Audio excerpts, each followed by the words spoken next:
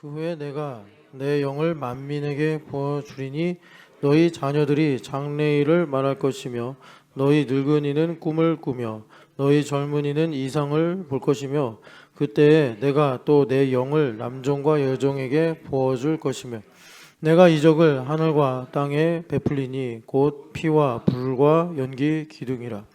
여호와의 크고 두려운 날이 이르기 전에 해가 두어지고 달이 핏빛같이 변하려니와 누구든지 여호와의 이름을 부르는 자는 구원을 얻으리니 이는 나 여호와의 말대로 시온산과 예루살렘에서 피할 자가 있을 것이며 남은 자 중에 나 여호와의 이름 부름을 받을 자가 있을 것임이라. 아멘.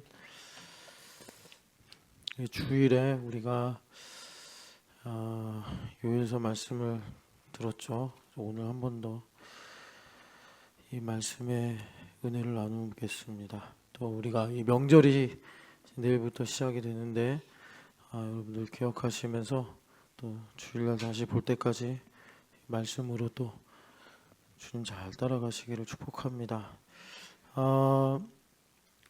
요일서 말씀을 한 번 더 우리가 듣기 전에 어제 제자됨 12일을 마쳤는데 12일의 12번째 주제가 이제 삭스에 관한 얘기인데 어디 성경을 보면은 삭스로 나오고 또 어디 성경을 보면 상으로 나오는데 사실은 이 맥락에 따라 상으로도 번역을 하고 삭스로도 번역을 한 거예요.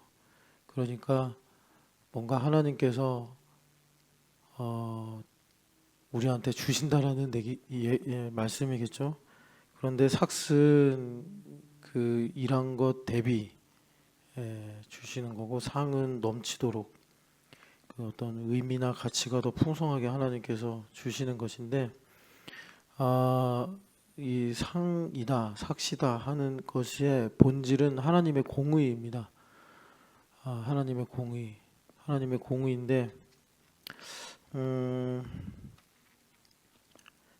먼저 좀 하나 우리가 정리를 하고 넘어갈 게 있는데요. 그게 뭐냐면 일단 이제 우리가 사는 세상이 어떤 시대인가 이건 좀 우리가 알고 사는 게 좋아요.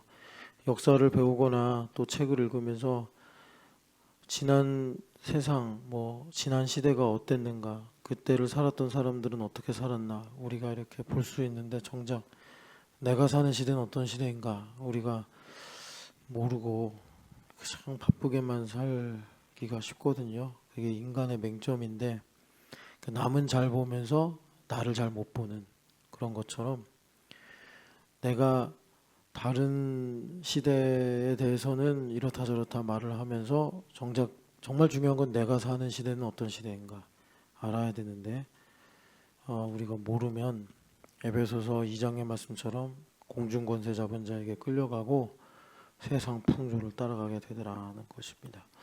그래서 우리가 사는 시대 여러 가지로 말할 수 있겠지만 우리가 주일날 들었나요? 하여튼 은혜를 모르는 시대다. 이렇게 들으면 그래 사람들이 참 은혜를 모르지 요즘 세상에. 그렇게 말하면서 그래도 나는 좀 이 시대상하고 다르게 은혜를 알고 있지 않을까 이런 이제 전제가 묘하게 남는데 여러분 정말 내 친구 내 교우를 생각하기 전에 아니면 이 시대에 참 악하다 하나님을 모르고 산다라는 사람들을 생각하기 전에 정말 내가 은혜를 모르고 삽니다. 내가 은혜를 모르고 살아요. 그러니까 여러분 정말 여러분들이 일단 은혜를 내가 모르고 산다라는 자각과 은혜를 모르고 사는 것에 있어서 나의 탄식, 가슴을 치는 아픔, 그리고 은혜를 그것으로 말미암은 회개, 그리고 하나님 은혜를 알게 해주세요라고 하나님께 정말 기도하는 간구, 이게 없으면 그냥 나도 세상 풍조를 따라가고 이 세상의 공중권세 잡은 자를 따라가는 거예요. 그러니까 성경은 이제 복음을 우리에게 강조하고 있는데 복음이라는 게 어제 제가 이제 신우에 갔다 왔잖아요. 명절 전이라 그런가 좀 얘기하는 시간들이 있었는데 어떤 분이 그러더라고요. 목사님은 하나님을 참 사랑하시죠? 그래서 저 참 사랑 못합니다. 그랬더니 약간 정적이 흘렀어요. 이상하네 이러면서 그래가지고 제가 그 효자 중에 제가 효자입니다라고 말하는 사람이 없지 않냐. 정말 철이 들어서 정말 부모님을 공경하는 효자는 항상 저는 불효자입니다. 이렇게 말하지 저 효자입니다. 할 거 다 했습니다. 이러는 사람은 철이 안 든 사람이다. 복음이라는 게 그래요. 우리가 하나님을 사랑하는데 그 사랑의 시작점이 정말 내가 하나님을 사랑하는 데는 아무리 하나님께서 나에게 한없이 사랑을 주셔도 참 사랑을 못하고 사는구나. 이제 그걸 아는 데서부터 시작이 되는 거예요. 지식의 문제도 그렇다고 그랬잖아요. 베드로가 정말 베드로 후서에서 하나님 예수님을 알아야 된다. 예수님을 알아야 된다. 이 말씀을 되게 강조하는데 베드로 선생님의 정말 빛나는 신앙 고백들이 복음서에 많죠. 그 중에 우리가 정말 이렇게 잊으면 안 되는 베드로 사도의 신앙 고백이 나는 예수님을 모른다라는 신앙 고백이에요. 그게 빌라도 법정이 아니라 대제사장의 법정 뜰에서 게지바이가 당신도 예수님의 제자죠. 이렇게 물었단 말이에요. 뭐 그렇게 나이가 많지 않은 한 10대 초반의 게지바이였을 거라고 보는데 그 앞에서 베드로가 3번이나 나는 예수님 모른다. 뭐 첫 번째는 내가 지금 예수님을 따라가면서 뭔가 타이밍을 봐야 돼. 뭐 이러면서 예수님을 모른다고 말한 사실을 그럭저럭 필요하다, 정당하다 이렇게 포장했을지 몰라도 점점 이 2번째, 3번째 가면서 베드로가 깨닫게 된 게 3년 6개월 동안 내가 정말 예수님을 알고 있다 라고 자부했는데 그래서 예수님께서 잡히시던 날 칼까지 휘둘렀는데 자기가 그 예수님 앞에서 그 발견한 건 내가 정말 예수님 모르고 살았구나. 내가 정말 내 어머니를 모르고 살았구나. 내 아버지를 모르고 살았구나. 비슷해요. 그러면 참 마음이 힘들잖아요. 내가 나를 모르고 살았구나. 내가 예수님을 모르고 살았구나. 거기서부터 베드로 사도의 예수님을 아는 알미 시작이 됐다. 그러니까 복음은 여러분들이 이제 이런 부분을 우리가 신령하다, 영적이다라고 하는데 반드시 죽어야 산다라는 것처럼 역설적인 이런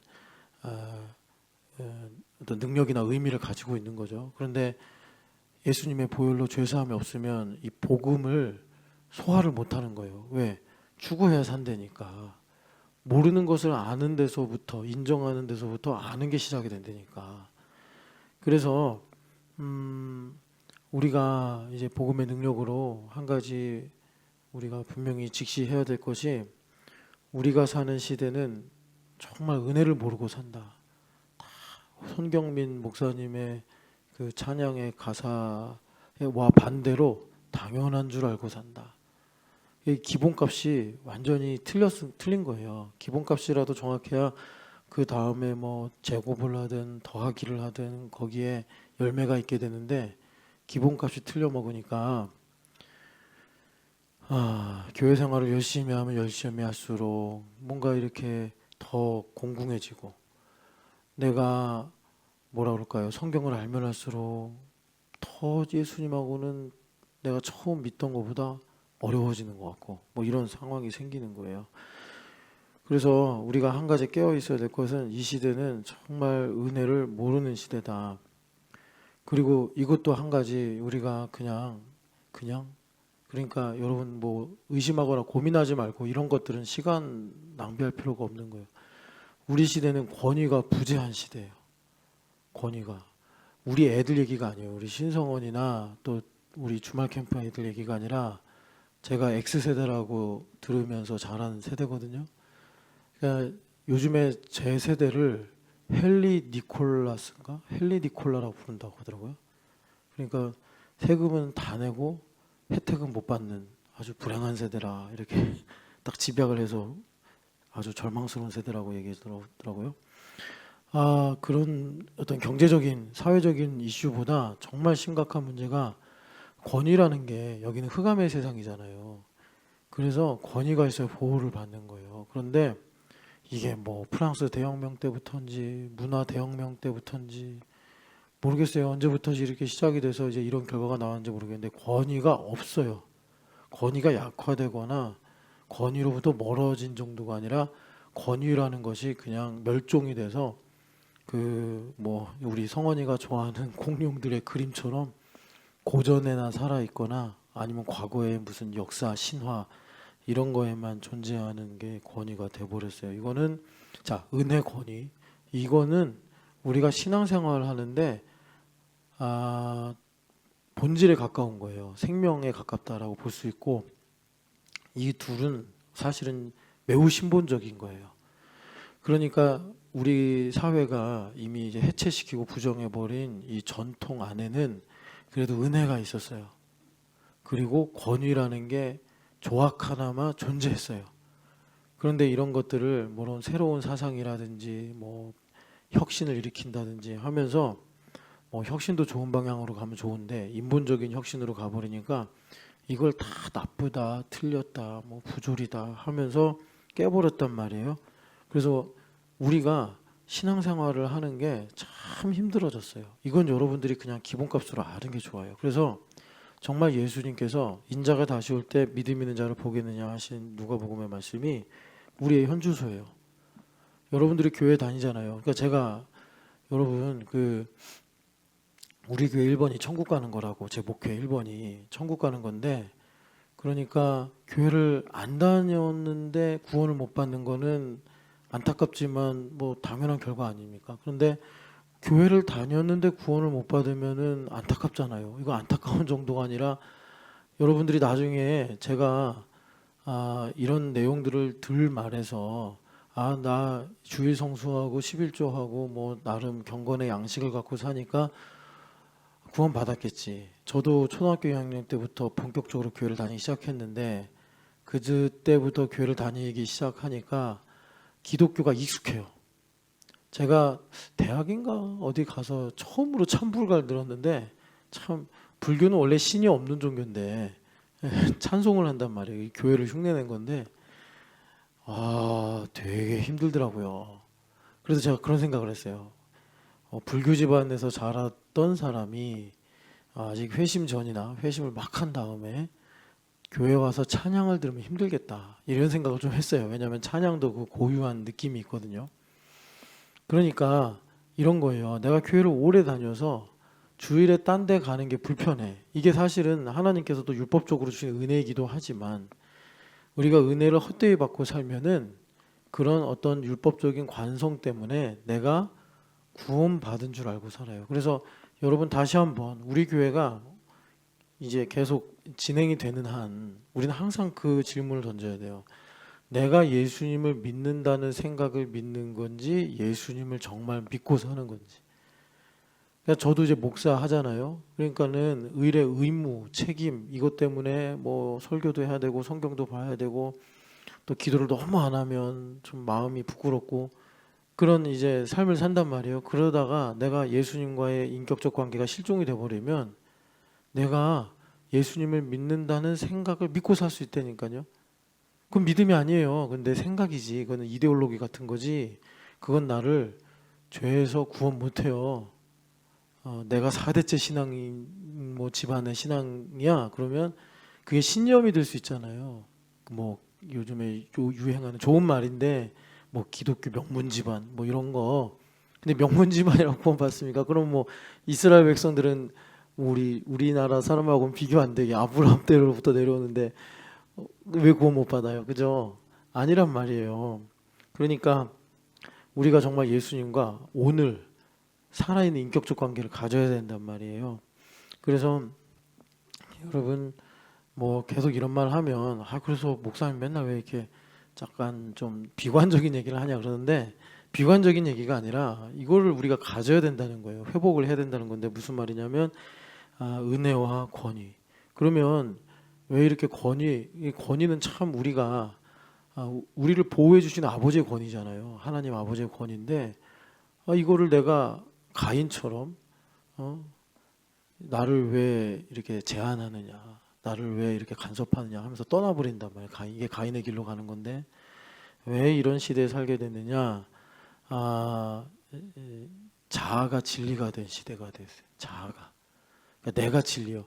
이게 참 원수막의 거짓말인데 이제 사람들이 점점점 이렇게 뭔가 이 뭐라 그럴까 이제 자기중심성 이런 게 강화되면서 2차 세계대전이 큰 절망이거든요. 우리나라도 그 즈음에 많은 그 민족적인 어려움을 겪었는데 2차 세계대전이 끝나고 전 지구적인 절망이 임한 거예요. 그 전까지는 과학이 유토피아를 만들어줄 거야라는 상당한 낙관이 있었는데 1차 세계대전이 일어났을 때 2천만 명이 죽었잖아요. 그러니까 그게 이제 유럽 안에서 일어난 일이에요. 전 뭐 아프리카, 아시아는 1차 세계대전하고 거의 관련이 없잖아요. 그리고서 야 이런 일이 다시는 있으면 안 되겠다 해가지고 우리 옛날에 배웠잖아요. 유엔 전에 국제연맹이라는 게 있었다고. 그런데 지금처럼 각 민족이 각 나라가 자국의 이익을 추구하면서 막 나눠지니까 결국에는 몇 년 안 가서 또 2차 세계대전이 일어났단 말이에요. 그리고 지금은 이제 3차 세계대전은 거의 핵전쟁이 되겠죠. 세계대전이 일어나면 이제 그런 걸 우리가 앞두고 있는데 이제 뭐 여러 가지 세상이 바뀌면서 지금 또 다시 각 나라가 각자 도생하는 세상이 와버렸단 말이에요. 과학이라는 게 우리에게 구원이나 낙원을 줄 수 없는 거구나. 이걸 인간이 알게 된 거예요.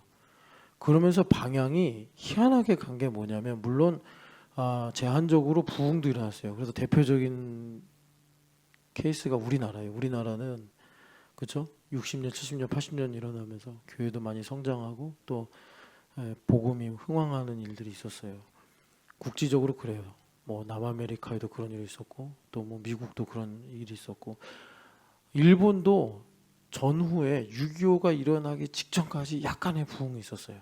그래서 많이 회심자들이 나오고 그랬는데 그런 것과 동시에 이상하게 그 엄청난 절망이 있으면서 이런 인식도 생겼어요. 이게 사실 이제 되게 지배적인데 진리는 없다. 절대적인 것은 없다. 이런 사조가 생긴 거예요. 그런 게 이제 여러분들이 잘 아는 뭐 실존주의 다음에 구조주의, 구조주의 다음에 해체주의. 그런데 재밌는 게 진리가 없다라고 그러면서 사실은 여러분 분명히 있는 걸 아무리 없다라고 해도 자기만 없다고 생각하지 없어지진 않잖아요. 하나님을 아무리 부인해도 하나님 창조주시기 때문에 뭐 수십억 명이 하나님은 없어 없어 말을 해도 하나님은 여전히 계시는 거예요. 그죠? 진리가 없을 리가 없잖아요. 근데 진리가 없대. 막 진리가 싫은 거죠. 막 절대적인 거 싫어. 막 이런 거예요. 그러니까 기형적인 돌연변이가 나온 게 뭐냐면 내가 진리야. 이런 거. 내가 진리야. 그래서 내가 진리야의 그 대표적인 사례가 이런 거예요. 내가 오늘 아침엔 여자로 느끼고 오늘 밤에는 남자로 느껴. 그게 자기 성 정체성이라는 거예요. 그 LGBTQ 기타 등등으로 쭉 가는 거 아닙니까? 여기까지 온 거예요. 여기까지. 예. 그러니까 내가 진리야. 근데 이 문제가 정말 이제 여기서 중요한 거는 이걸 왜 복잡하게 아침부터 말하냐면 구원이 힘들다는 거예요. 구원이 힘들어요. 그러니까 내가 납득이 되거나 내가 공감이 안 되면 세상 말로 에비에미도 없는 거예요. 내가 납득이 안 되고 내가 공감이 안 되면 천지창조든 뭐 재림이든 뭐 예수님의 십자가에서 뭐 고난당하심이든 다 필요 없다는 거예요. 내가 납득이 안 되고 내가 공감이 안 되면. 그러니까 교회도 서서히 그런 뭐라 그럴까 트렌드를 따라가는 거예요. 트렌드를. 예. 개인의 기호에 맞춰줘야 되는 거예요. 그래야지 뭐 좀 설교를 들으려고 그러고 뭐 좀 교회 좀 나오려고 하니까 사람들의 성향이 그렇게 만들어지니까. 그래서 한참 그러다 보니까 아니 교회 머리가 예수님이셔야 되는데 교회 머리가 뭐 사상이나 사람이나 문화나 뭐 이런 게 되어버리는 거예요. 그렇게 되면 어떻게 되죠? 교회는 금방 안 없어지죠. 뭐 조직도 있고 여러 가지가 있으니까. 그런데 이제 복음의 능력이 약해지죠. 그래서 우리가 하나 알아야 돼요. 바울 선생님이 그랬잖아요. 우리가 싸울 거는 혈과 육이 아니라고. 마귀의 관계라고 그랬잖아요. 내가 진리여서 내가 납득이 안 되고 내가 공감이 안 돼. 근데 여러분들 이성은 있죠. 이성이 되게 중요하다는 사실 요즘에 많이 제가 느껴요. 원수마귀가 우리를 사로잡을 수 있어요. 그래서 막 우리를 비탄에 빠뜨릴 수도 있어요. 뭐 저 같은 사람조차도 뭐 제가 여러분들보다 낫거나 훌륭한 것 전혀 없는데 이렇게 막 말씀 전하고 이제 여러분들 그래도 이 현업에서 이제 세상에서 일을 하셔야 되지만 저는 여러분들의 배려를 이렇게 목회를 집중할 수 있잖아요. 그런다 하더라도 뭐 몇 분 사이에 잠깐 사이에 사로잡히면 완전히 그냥 내 모든 게 다 중심이 되는 그런 상황에 처할 수 있거든요. 그래서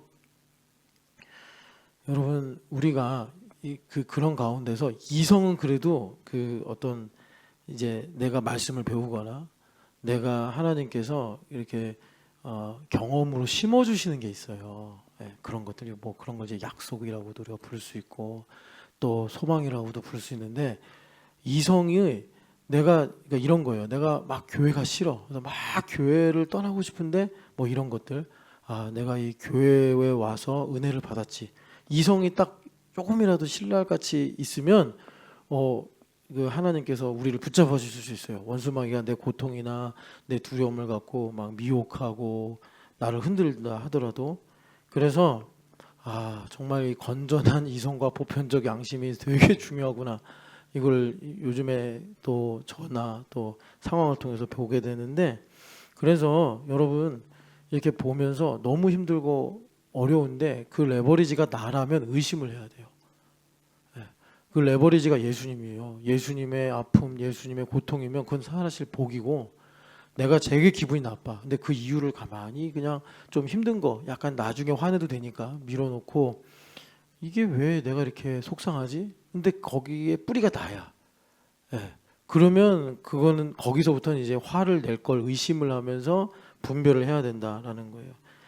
여러분 있잖아요. 저도 이제 부모잖아요. 제가 X세대라고 불렸단 말이에요. 예. 그래서 하여튼간에 그 상당히 우리 부모님 세대보다 자아가 강해진 시대예요. 대표적인 게 저희 아버지가 회심을 하실 때 딱 한 번 예수님 만나고 그 뒤로 우리 아버지는 뭐 신유의 은사라든지 뭐 말씀을 깊이 보는 지식의 은사라든지 전혀 없어. 심지어 우리 집에서 얼마나 아버지를 뭐라고 그랬냐면 방언기도 못한다고 맨날 어머니가 뭐라고 그래. 그리고 또 성경 안 읽는다고. 근데 그건 참 죄송한 일이었어요. 아버지가 글을 못 읽으셨는데 그건 저는 몰랐어요. 어머니는 아시고. 그러니까 제가 이제 뭐라고 했죠. 아버지는 장로인데 왜 성경을 안 읽어요? 예, 그게 참 죄송한 일이었고. 아버지가 또 뭐 갖고 이게 놀렸냐면 우리 교회 등록하면 그 예수님 눈바디에 예수님 얼굴 사진 이렇게 드리잖아요. 아버지는 그걸 모르겠대요. 아무리 그럼 아버지 저거 모르면 여기 구원 안 받은 거라던데 막 그러면서 이제 약간 놀리고 그랬는데 아버지는 딱 한 번 그 테이프로 나오는 설교를 듣고 주님 만나시고 돌아가실 때까지 그냥 쭉 예수님 믿었어요. 그러니까 우리 부모님 세대는 자아가 그만큼 약했어요. 저희 아버지가 왜 글을 못 읽었냐면 강원도 인제 귀둔에 학교가 없어요. 그리고 우리 할아버지는 되게 가난했고 그러니까 제가 기억하기로 9살 때부터 지게를 졌대요.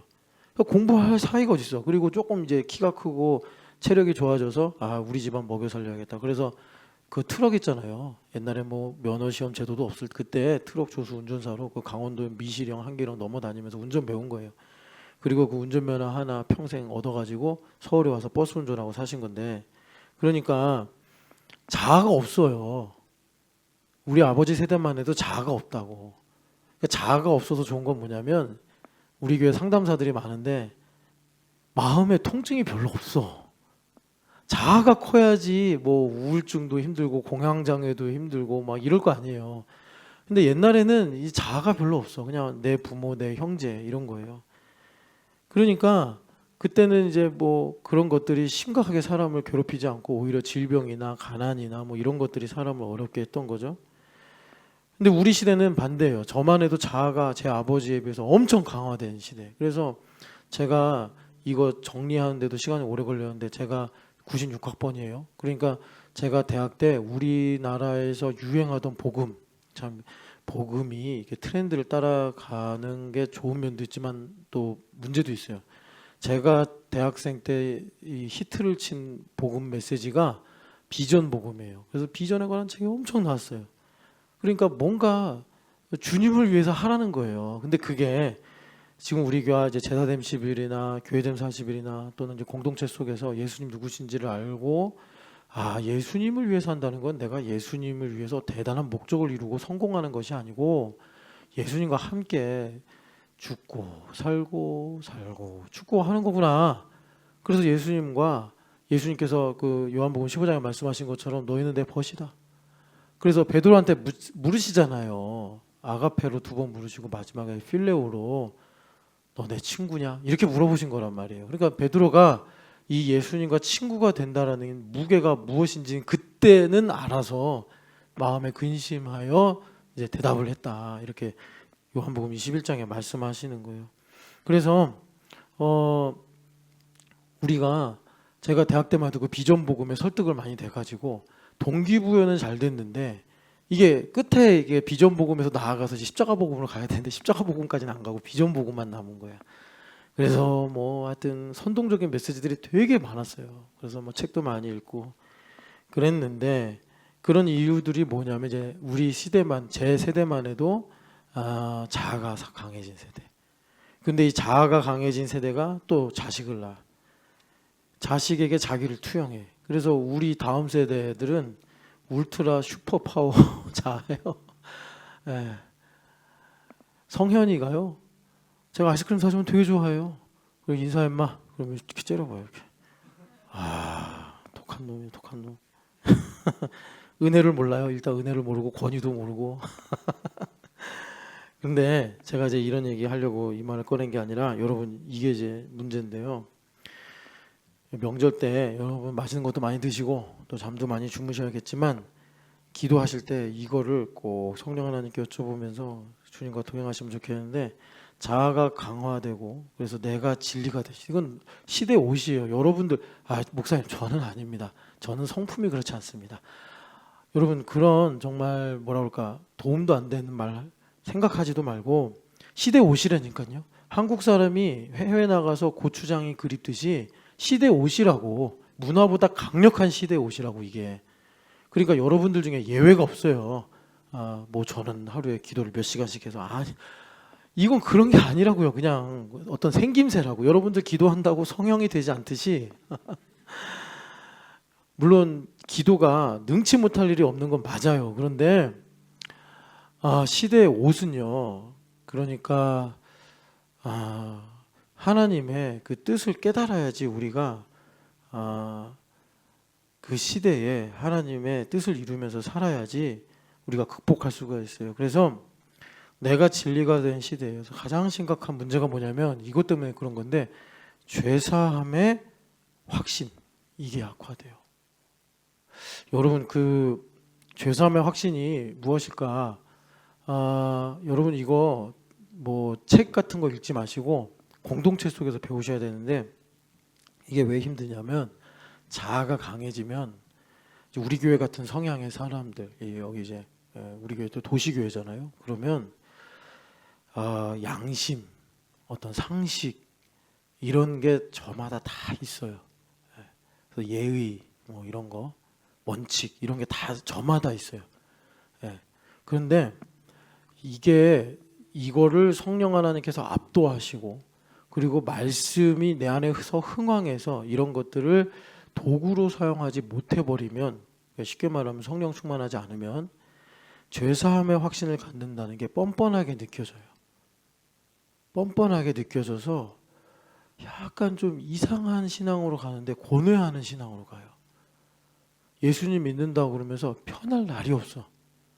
우리가 편하려고 예수님 믿지는 않지만 예수님을 믿으면 내 안에 하늘의 평강이 있어서 나를 만나는 사람들이 마음이 편안해야 돼요. 근데 나를 만나는 사람들이 나를 만나면 조심해야 되고 저 사람 예민해. 죄사함의 확신이 없으면 예민해요. 아주 날카로워서 뭐 교회 왔는데 말 붙이기도 힘들어요.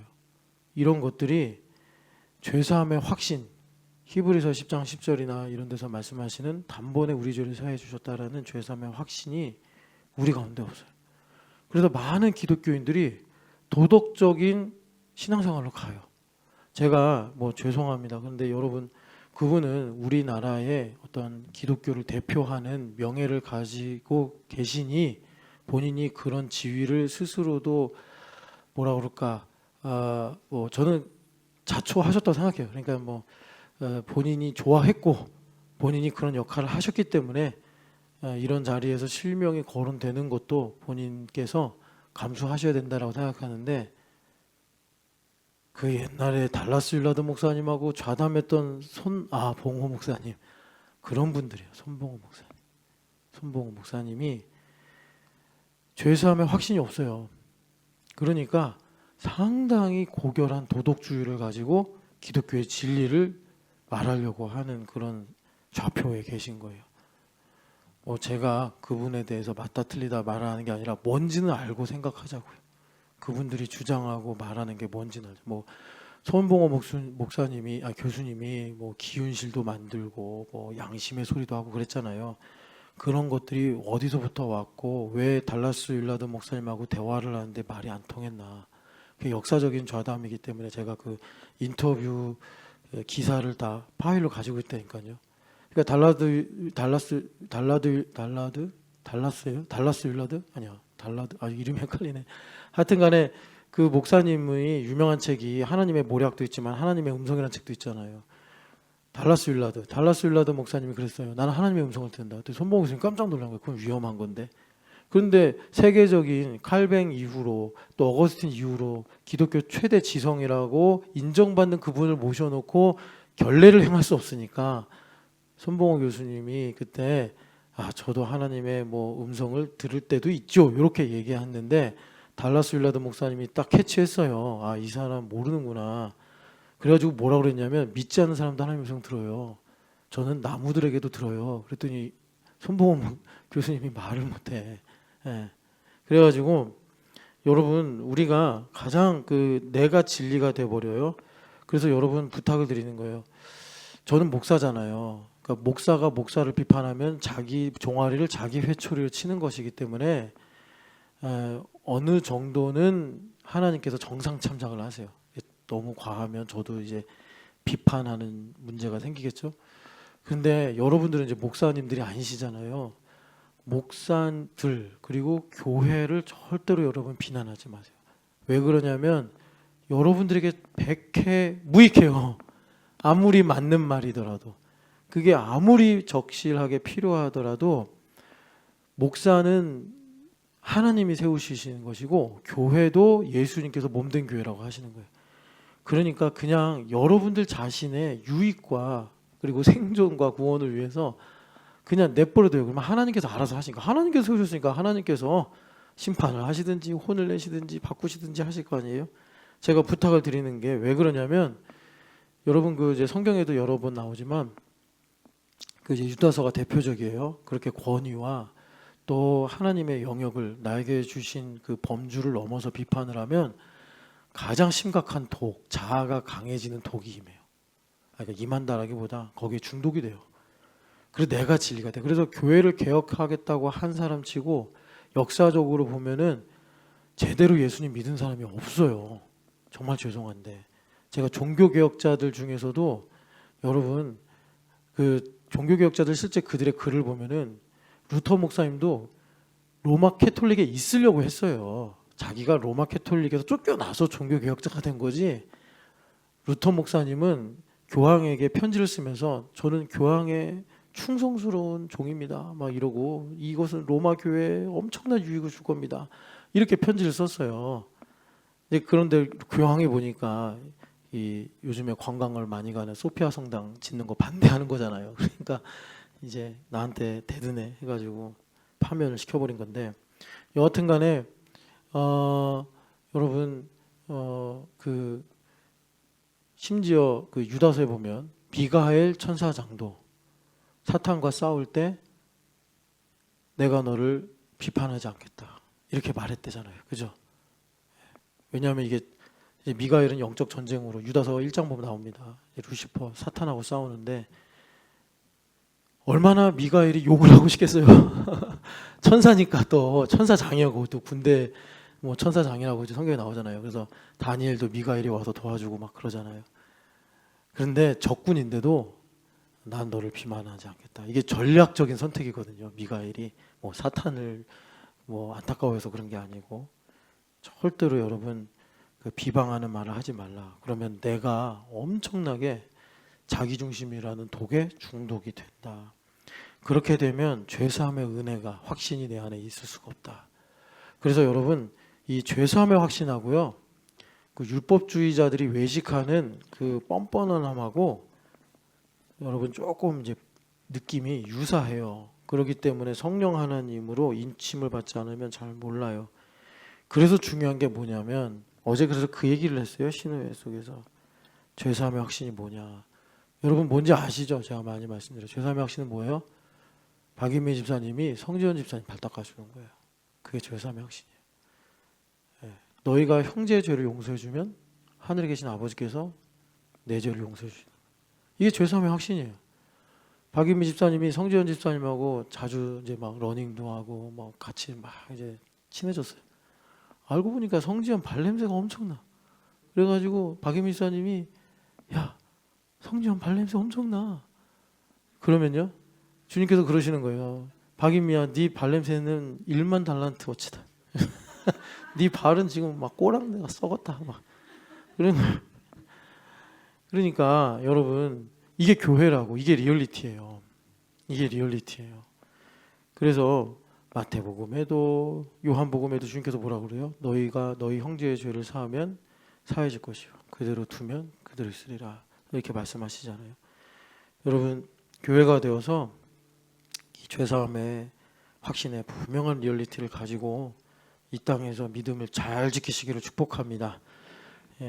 그리고 이제 제자됨 10일에 상과 삭새 이야기를 좀 해야 되는데, 이 상과 삭시라는 게 하나님의 권위가 약해지니까 예수님 믿는 사람들이 신앙의 두 축이 사랑과 공의거든요. 사랑과 공의인데 공의가 많이 약해져요. 그리고 또 한국 교회 사람들은 체질적으로 공의를 별로 안 좋아해. 공의를 어려워해요. 어렵게 느껴요. 그러니까 삭시다 상이다 이런 것들에 대한 관심이 없는 거예요. 근데 삭시다 상이다라는 관심이 없으면 예수님 재림을 기다리질 않아요. 예수님 오신 날이 우리 월급날이니까. 그러니까는 요한 사도가 100살 넘어서 그 섬에 이렇게 이제 유배가 돼가지고 계시록의 환상을 보면서 마지막 기도가 그거잖아요. 우리의 기도인데 아멘 주 예수여 어서 오소서. 여러분 월급날 기다리잖아요. 월급날 보너스 달. 뭐 물론 우리의 구원의 문제를 그렇게 가볍게 얘기할 수는 없지만 요파 할아버지가 그러시잖아요. 품꾼이 그 이제 그 일용직인가 봐요. 옛날 품꾼이. 그러니까 저녁이 돼서 퇴근할 때 그날 일품 그 품삯을 받는 그것을 기다리는데, 그래서 우리 주님도 우리에게 삭을 주기를 원하시고 상을 주기를 갈망하시는데, 그렇기 때문에 여러분 야고보서라든지 또는 이 레위기나 신명기에 보면은 품삯을 떼먹는 악한 사장이나 지주들을 주님께서 그렇게 책망하시는 거예요. 왜냐하면 우리 주님은 신실하셔서 우리에게 눈물을 닦아주시고 요셉이 고백한 것처럼 지난날의 괴로움을 다 잊게 만드실 삭슬 넉넉하게 주시고, 그리고 더 나아가서 하나님의 기쁨과 영광을 더해 주실 상을 주기를 원하시는 하나님이시기 때문이다. 그런데 여러분 이제 구원의 문제를 이 삭과 상의 내용으로 보면은, 그러면 여러분 우리가 삭슬 받으려면 어떻게 해야 돼요? 포도원 주인이 우리를 불렀어요. 그럼 포도 농장에서 일을 해야 되잖아요. 그런데 포도원 주인이 불렀는데 무화과 밭에서 일하고 감람나무 밭에서 일하고, 그러면 품삯을 못 주겠죠. 남의 집 가서 일했으니까. 부른 사람은 포도원 주인인데. 그래서 교회가 돼야 된다는 거예요. 교회가 돼야지 예수님처럼 아버지의 일을 할 수 있는 거예요.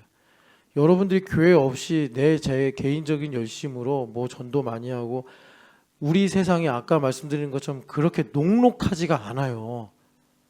정말 노아의 방주의 시대에 그 홍수의 상황에서 방주 안에만 들어가야 살 수 있듯이 우리 시대가 그래요. 이 하나님을 대적하는 홍수가 어마어마해요. 황금 비율로 만들어진 방주처럼 예수 그리스도의 살과 피로 세워진 교회 안에 있어야 우리가 하나님의 일을 할 수 있어요. 그냥 여러분들이 이렇게 생각하시면 돼요. 아무 일 안 하고 교회 됨만 잘 누려도. 그러니까 봉사 아무것도 안 해도 돼.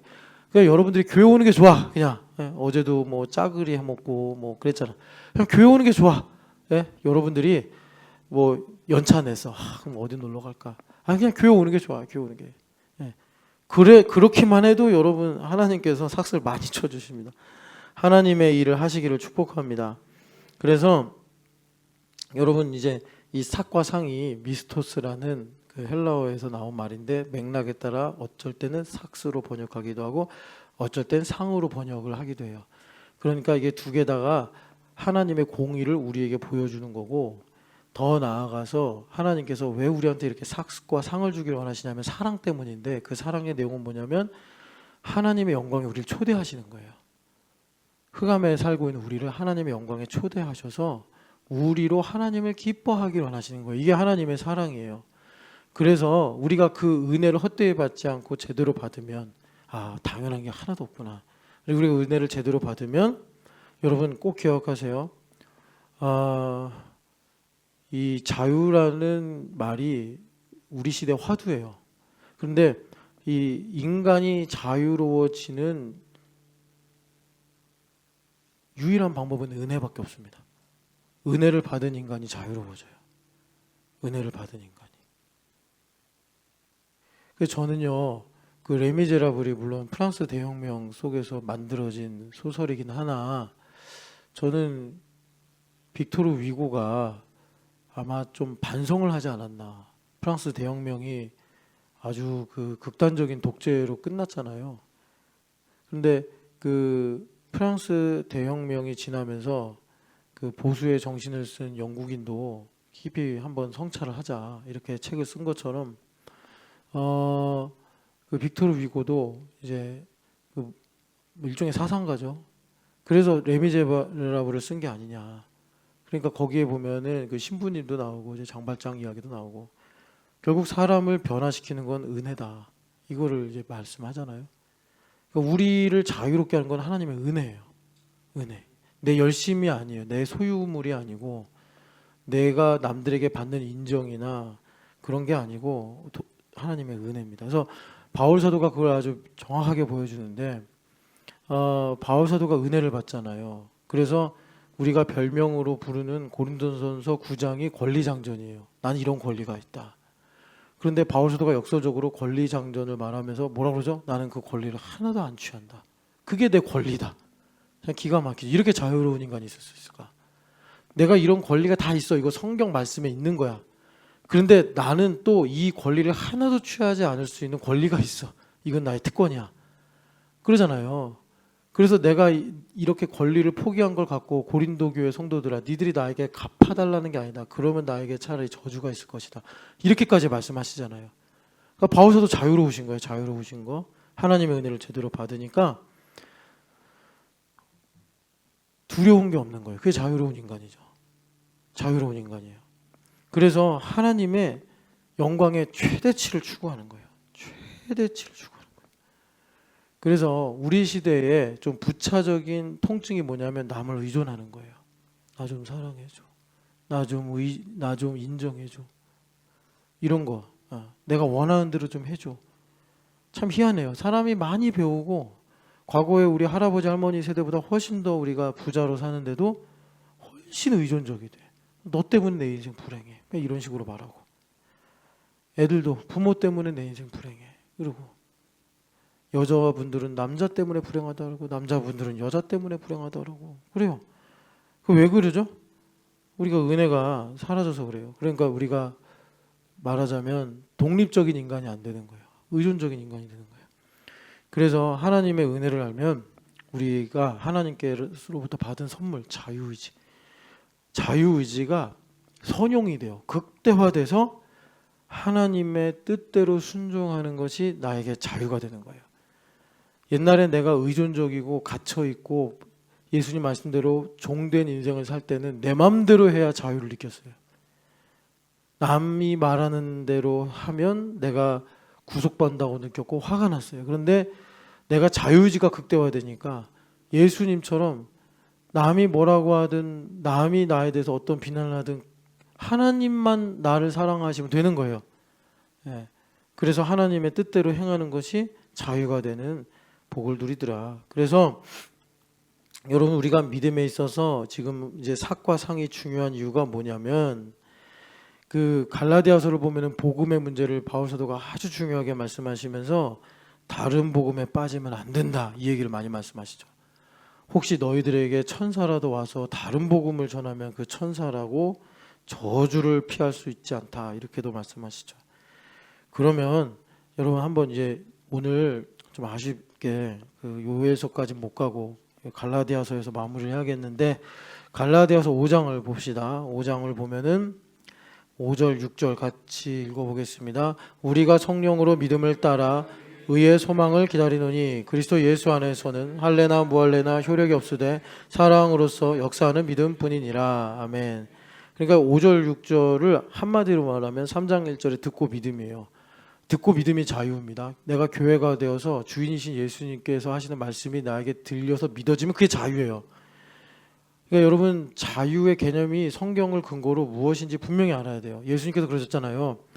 성령이 내게 임하사 나에게 하나님께서 기름 부으셔서 뭘 하신대요? 포로된 자를 자유케 하려고 오셨다고 이사야서 61장을 인용하시면서 출사표를 던지신 거죠. 나사렛 회당에서. 그러면서 예수님을 어려서부터 잘 알고 지내던 그 나사렛 사람들에게 오늘 이 말씀이 너희 귀에 응하였다 그랬단 말이에요. 무슨 말이에요? 이사야서 61장의 예언의 말씀이 오늘 너희들에게 들음으로 믿어졌다, 이 말이에요.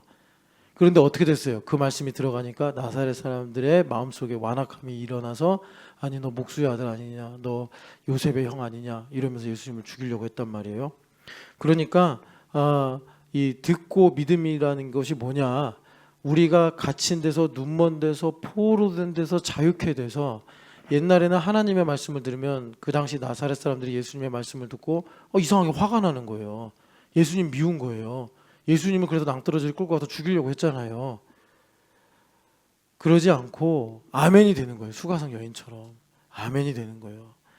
그게 자유다. 그걸 주님께서 교회로 주신 거예요. 그래서 여기서 중요한 게 복음이 뭐냐? 7절 같이 읽겠습니다. 너희가 다름질을 잘 하더니 누가 너희를 막아 진리를 순종하지 못하게 하더냐. 아멘.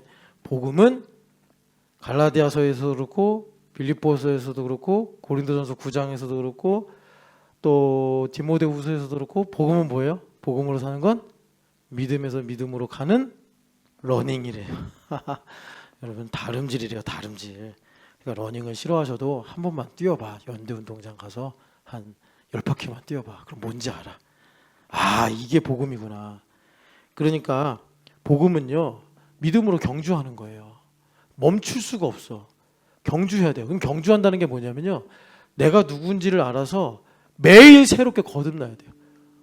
고린도후서 5장 17절 말씀처럼 여러분, 오늘도 우리는 이렇게 시작해야 돼요. 보라! 이전 것은 지나갔으니 새 것이 되었도다. 그러고 살아야 돼요. 여러분, 그래서 바울 사도가 달리기 하면서 뭐라 그러세요? 뒤에 있는 것은 잊어버리고 오직 앞에 있는 것을 잡으려고 달려가노라. 그게 믿음 생활이에요. 그게 믿음 생활이에요. 그래서 너희들 다름질 잘하지 않았냐? 내가 오늘도 거듭나지 않으면 주님께서 주시는 창조의 레마를 들으면 반감이 생겨요. 아이고 하나님, 뭘 또 새로운 일을 하시려고 하십니까? 이제는 새로운 일 좀 그만하고 그냥 있는 것만이라도 좀 어떻게 해주시면 안 됩니까? 이게 구태해진다고. 이게 썩어져가는 옛사람의 구습이 내 마음에 막 찌꺼기처럼 생긴단 말이에요. 그러니까 교회 온다는 건 뭐예요? 구습을 벗어버리고 옛사람을 벗어버리고 새 사람을 입는 게 교회 다니는 거래요. 에베소서에 보니까 내가 마음을 새롭게 함으로 변화를 받아 하나님의 선하시고 기뻐하시고 온전한 뜻이 무엇인지를 아는 거예요. 자, 계명 5계명 있어요. 이제 명절이니까 우리 부모님 만날 거 아니에요. 부모를 공경하라. 여러분, 부모님을 어떻게 예수님의 이름으로 공경합니까? 내 마음이 새로워져서 내 부모를 부모 되게 하신 하나님의 선하시고 기뻐하시고 온전한 뜻이 무엇인지를 알아야 부모님을 공경하지, 용돈 드린다고 뭐 밥 사드린다고 공경하는 게 아니잖아요. 천국을 침노해야지 부모님 공경하는 이런 이 땅에서 약속 있는 첫 계명이라 한 그 5계명의 복이 우리 가운데 임한단 말이에요. 내 마음이 구태해져 버리면 부모님 미운 게 더 보이고 부모님 실망스러운 게 더 보이고 원망스러운 게 내 마음을 사로잡는단 말이에요. 그러니까 다름질 해야 되는 거예요. 다름질을 해서 내 마음이 새롭게 됨으로 변화를 받아. 부모님만이 아니라 여러분들 각자 인생에 여러 가지 숙제들이 있는데 하나님의 선하시고 기뻐하시고 온전한 뜻이 무엇인지 알아야지 원수 마귀가 와서 우리한테 거짓말로 요동하게 하고 우리에게 주신 하나님의 은사를 도둑질하려고 그러고 심지어 나의 생명을 파괴하려고 하는 그런 모든 거짓말을 대적하고 성령 하나님께서 여기 보면은 진리를 순종하지 못하게 하느냐. 성령 하나님께서 주시는 레마를 가지고 우리가 순종하며 믿음에 이르더라. 주님께서 우리에게 말씀하시는 거예요. 그래서 여러분 명절이라고 잘 쉬시되 믿음의 경주는 포기하지 말고 주님께 듣는 일은 꼭 지켜 나가시기를 축복합니다. 시간이 이제 많이 지나서 오늘은 여기까지. 그리고 우리가 이 명절 끝나면 다시 한번 요해서를 보면서 하나님께서 우리에게 어떻게 꿈과 환상으로 말씀하시는지를 나누겠습니다. 사랑하는 하나님 아버지, 이제 명절이 시작이 되는 직전날에 우리가 있습니다. 하나님, 우리의 영이 하나님 비록 명절로 인해서 흩어지지만 하나님 주님과 함께 동행하면서 항상 소성케 하여 주시옵소서. 하나님 율법책을 내 입에서 떠나지 말게 하라 하신 그 축복의 말씀이 우리 귀에 응하게 하여 주시옵소서. 하나님 아버지, 어떤 상황에서도 주님의 음성을 들을 만큼 가까이 주님을 섬기는 마음을 잃지 않게 하여 주시옵소서. 그래서 하나님, 바울 사도가 달려갈 길을 다 마쳤다, 그리고 내 믿음을 지켰다 하신 것처럼 우리도 그렇게 주님께서 주실 상 면류관을 바라보며 하나님 믿음의 경주를 잘 인내로 감당할 수 있는 충성스러운 주의 종들 되게 하여 주옵소서. 예수님의 이름으로 기도합니다. 아멘.